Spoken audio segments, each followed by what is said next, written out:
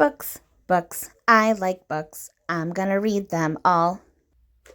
Hi readers, Chris here. Welcome to my channel where I review fantasy, Stephen King, all sorts of books, and today I'm going to be talking about Dealing with Dragons, a middle grade fantasy. This is my first reader recommendation of 2024, and this book was recommended to me by Chris, aka Cjar. And before I dive into this review, I just want to give like a special shout out, special appreciation here for Cjar. So if you don't know Cjar, she's been a member of our community like forever from the beginning, and she's recommended so many good books to me over the years. Everything from middle grade fantasy to YA fantasy, sci-fi.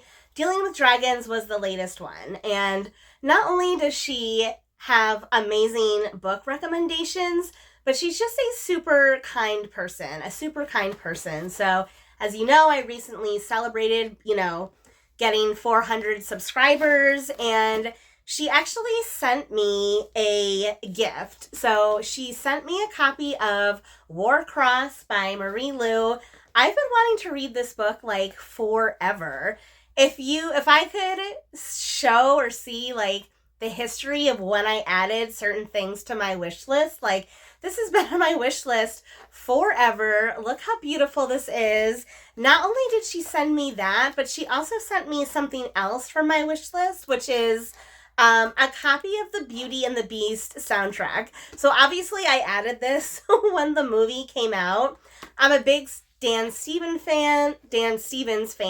He was the Beast. I love the new songs that they added in this movie. I always wanted this soundtrack. So yeah, it's been on my wish list forever. So thank you so much, Chris, for sending these to me. Like, that is so incredibly kind of you. So if you're watching this video, like if you do nothing else, I want everyone to just leave a comment, tell Cjar how awesome she is, and that would make me really happy if you would do that.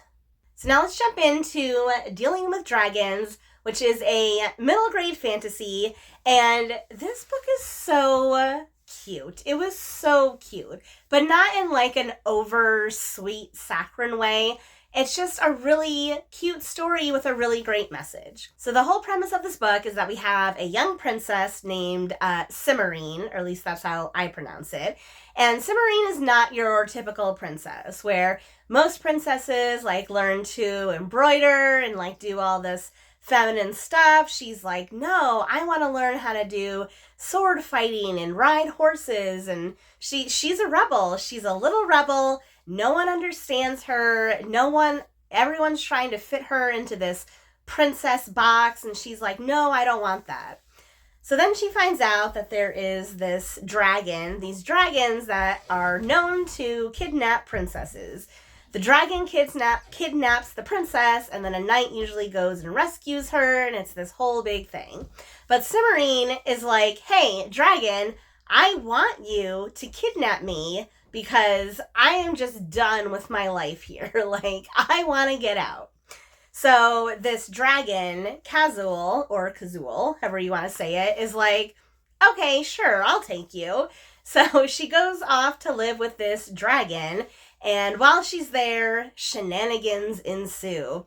People try to rescue her, and she's like, no, I don't want to be rescued. She gets pulled into, like, dragon politics, because there's some question over who might be the next dragon king. There's wizards, there's witches, there's other princesses. Like, this book just has so much going for it.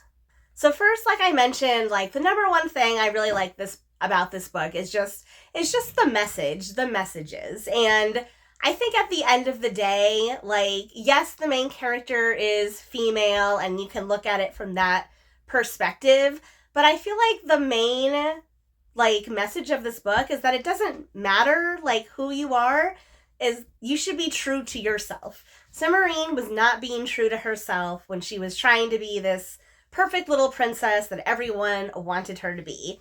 But as soon as she goes off and starts living with the dragons and doing things on her own and in her own way, she kind of discovers like who she really is and who she's meant to be. And I think that's such a great message for boys, girls of any age. Like, I'm 40 and I still am like, that's a really good message. I feel like I could learn something from Cimarine. I feel like I could.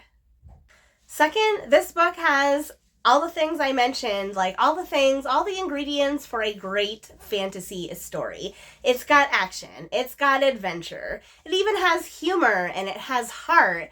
All of the things that like I personally love about fantasy, and if you're a fellow fantasy lover, you might too.